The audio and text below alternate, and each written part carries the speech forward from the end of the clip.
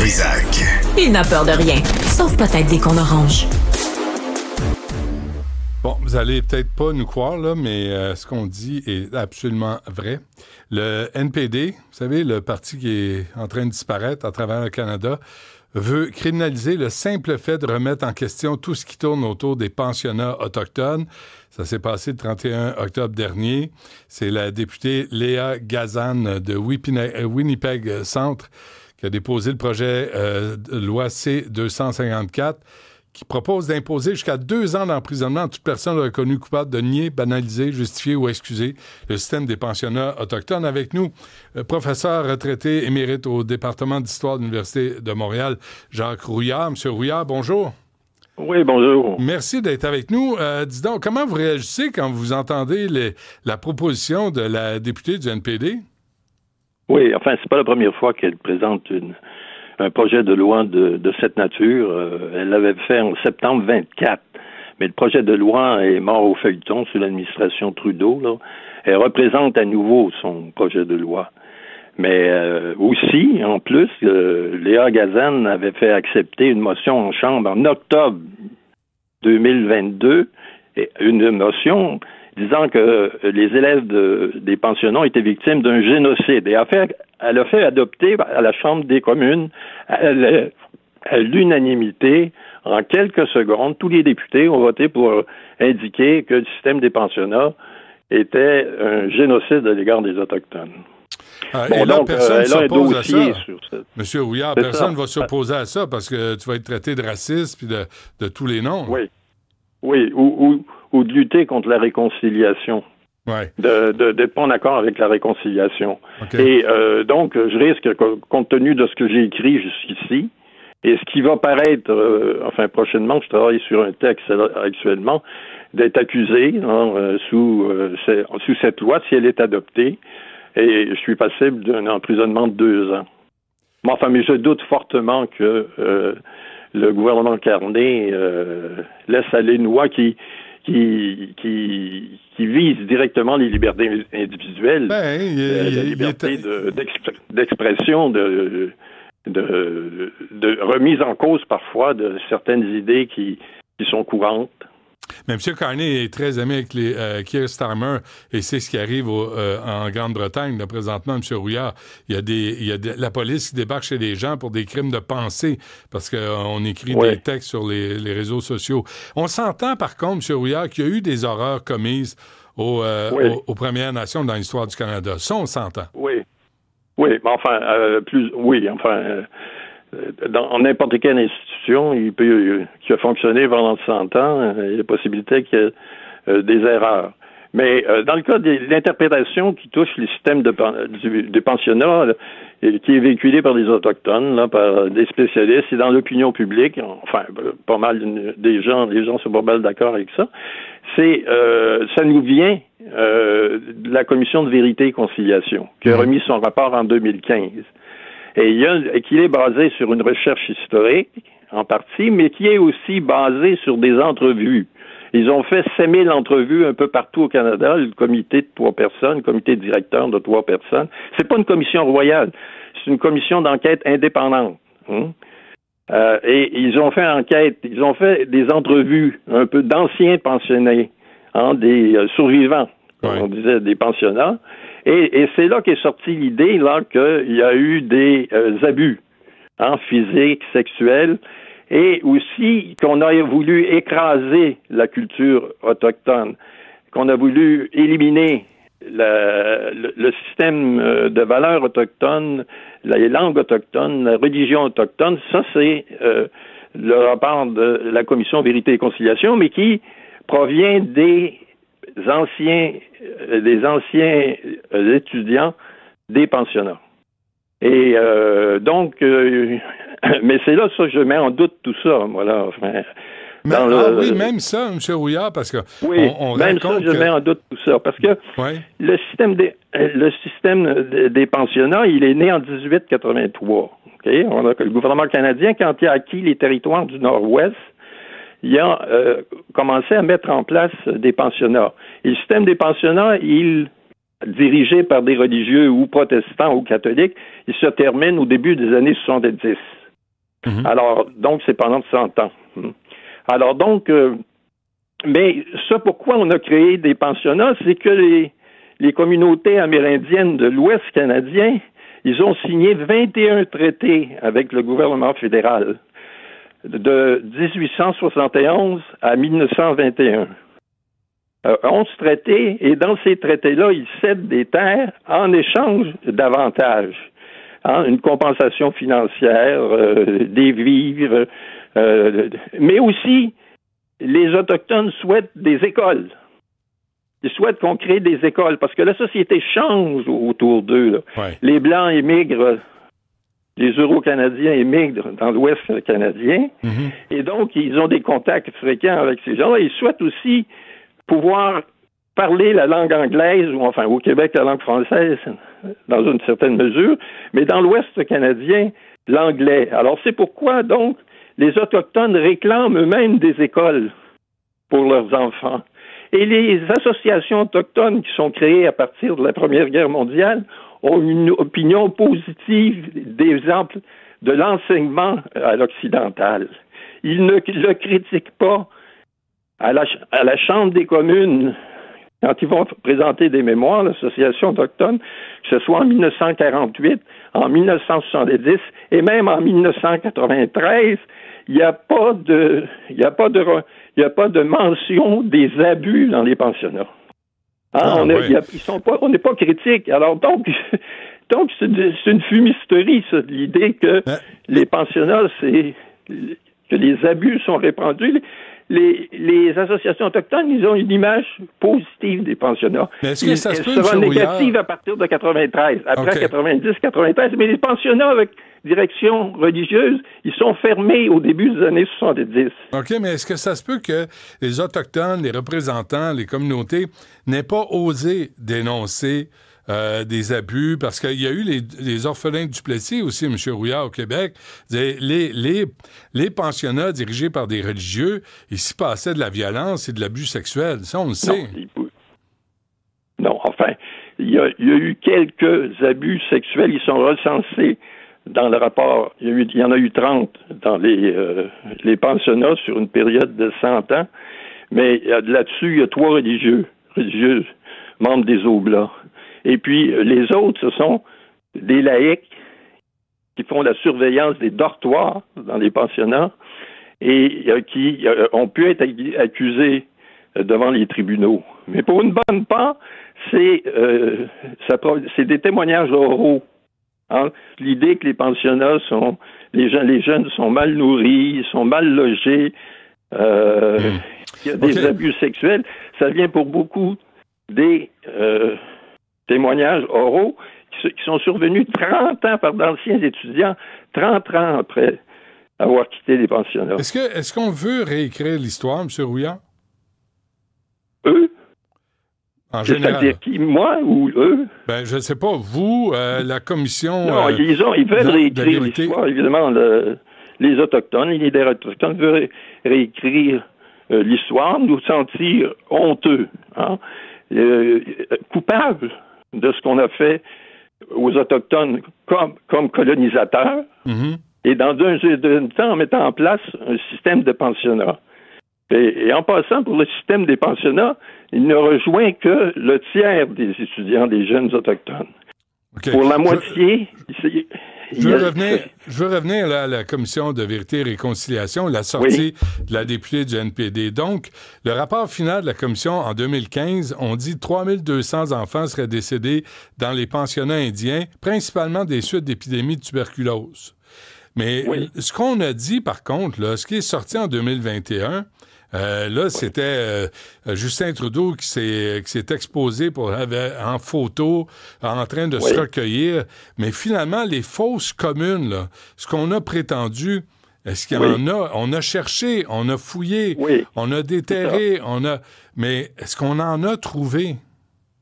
Non. Enfin, ce qui arrive, c'est que on a demandé, les communautés autochtones, après le rapport de Commission de vérité et réconciliation en 2015, ils ont aussi demandé au gouvernement de pouvoir chercher justement ces corps qui avaient été enterrés près des pensionnats. Ils ont eu des subventions, plus de 200 millions de dollars, mais ils ont cherché avec avec un radar, ce qu'on appelle un géoradar, un radar pénétrant dans le sol. Mais un radar pénétrant ne découvre pas nécessairement des corps ou des dépôts. Il peut découvrir des anomalies dans le sol, que des anomalies dans le sol. Et à partir d'anomalies dans le sol est née l'idée d'un génocide, enfin pas d'un génocide, mais de la mort de 215 étudiants enterrés près du pensionnat de Kamloops. En Colombie-Britannique. En 2021. Ouais. Puis l'idée a été reprise, la recherche avec Géoradar a été reprise dans une trentaine de communautés autochtones. C'est même a été repris à Montréal. Les maires Mohawks de Montréal ont soutenu qu'il y avait des corps de jeunes Amérindiens enterrés derrière l'hôpital Victoria. Ouais. Ils ont poursuivi le gouvernement de l'Université McGill, mais le juge de la Cour supérieure du Québec a finalement finalement les trois partis, gouvernement du Québec, McGill et les maires Mohawks, qu'il y ait des excavations qui soient faites. Là, il y a eu une excavation. Et les excavations, par trois archéologues, ils n'ont rien trouvé. Même chose à Pine Creek, au Manitoba. Il y a eu des excavations, mais ils n'ont rien trouvé. Alors, quand on fait des excavations, on ne trouve rien. Hein? Alors, ce qui se trouve dans les journaux concernant les corps supposément enterrés, c'est à partir de géoradar. On ne fait pas d'excavation. Hein? Même à Kamloops, l'anthropologue qui a fait la recherche a dit qu'on peut être sûr qu'il y a des corps que s'il y a excavation, et on n'en a pas fait à Kamloops. Là, c'est ce que vous dites là, M. Rouillard, là, en fonction de l'intention de la députée du NPD, Mme Gazan, là, vous pourriez aller en prison pendant 2 ans. Vous m'apporterez des oranges. Ah, ouais, je vais vous apporter une brosse à dents, je vais vous apporter ce que vous voulez. Mais c'est grave, cette idée-là. Effectivement. On compare souvent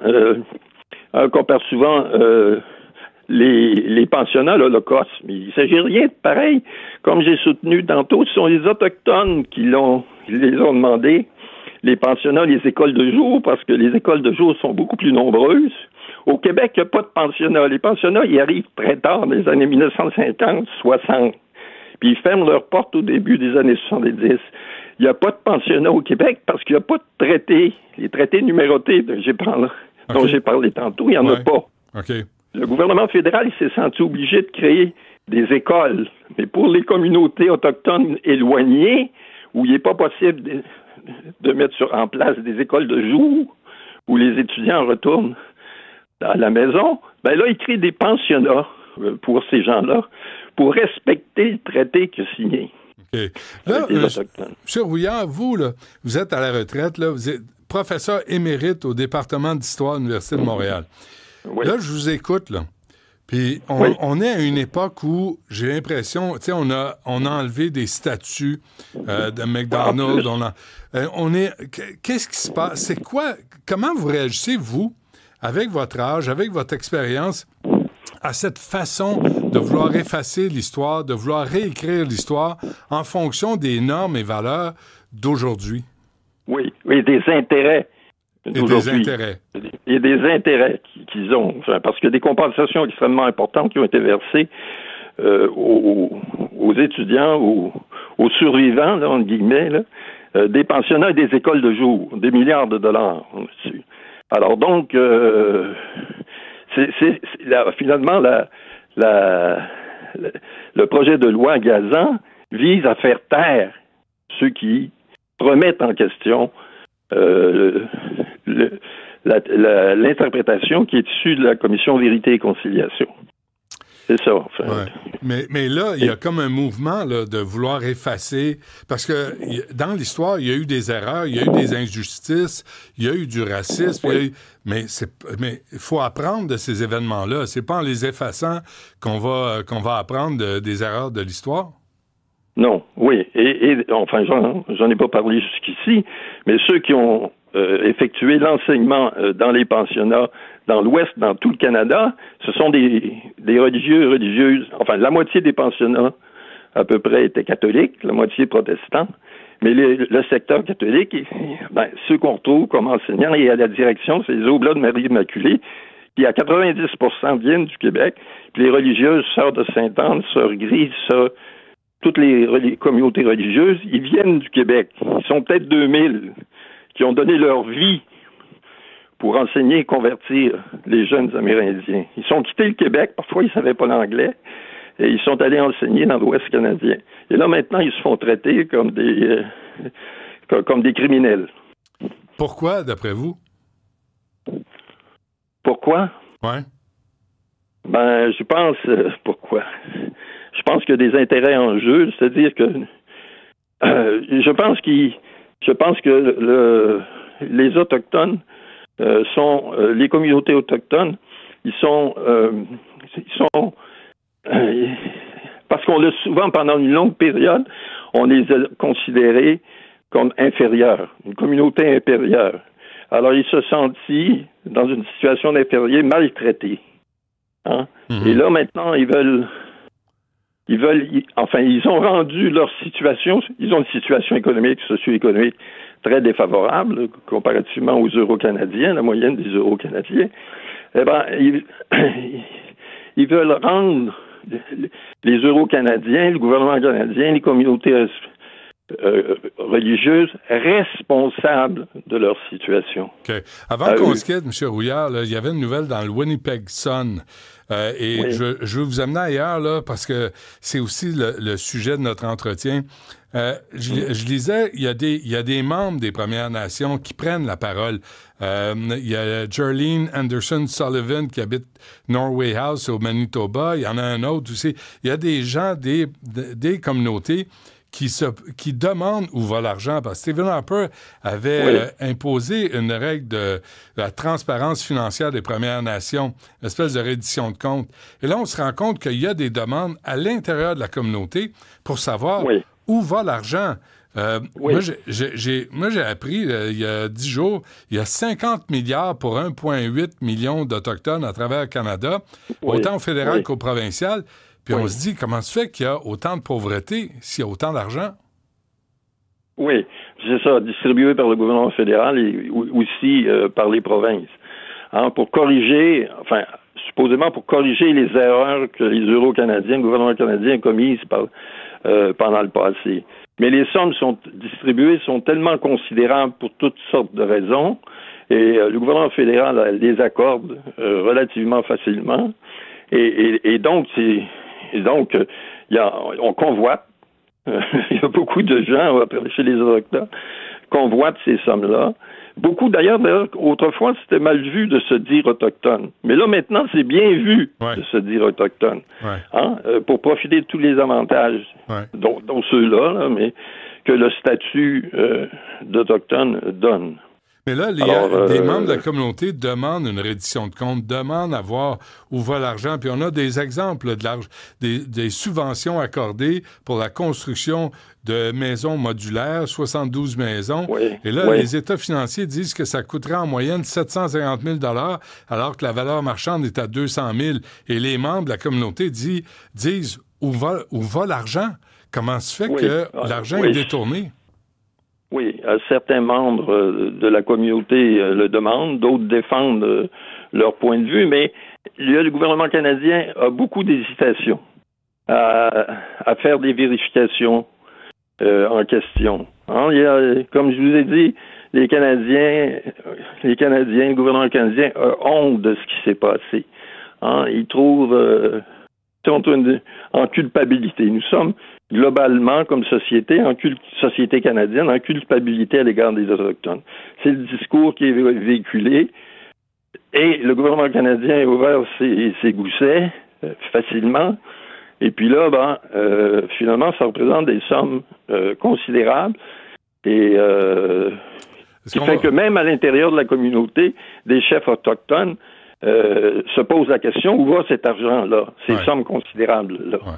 En tout cas, il y a toute une mise au point, mais faites attention, M. Rouillard. En tout cas, tenez-moi au courant, là, si la GRC débarque chez vous, on va vous apporter... Non, mais j'aimerais bien que ça se fasse Je pourrais plus facilement que maintenant faire valoir mon point de vue d'historien à partir de documents écrits, ce que je viens de vous dire tantôt.